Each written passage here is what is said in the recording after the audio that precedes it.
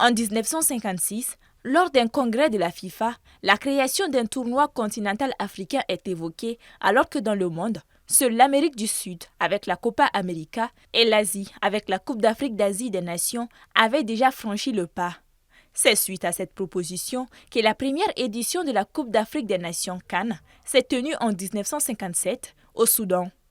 Un tournoi qui a vu le jour dans le même sillage que la fondation de la Confédération africaine de football CAF en 1957. Cette année-là, lorsque la compétition démarrait, elle ne comptait que 3 équipes venant des 3 pays membres fondateurs de la CAF, l'Égypte, le Soudan et l'Éthiopie. Et c'est l'Égypte qui s'est offerte la première édition avant de rééditer 2 ans plus tard.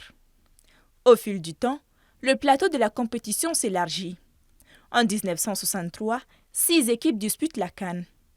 À partir de 1968, nouvelle révolution, la compétition est désormais jouée les années paires et accueille 8 équipes.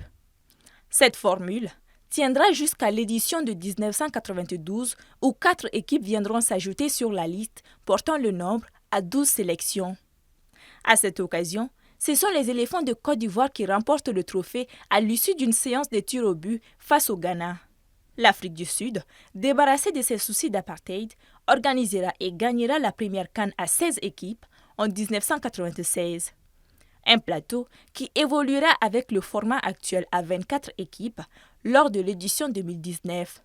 Mais avant cela, en 2013, le tournoi passera de nouveau en année impaire, afin notamment d'optimiser les chances africaines en Coupe du Monde.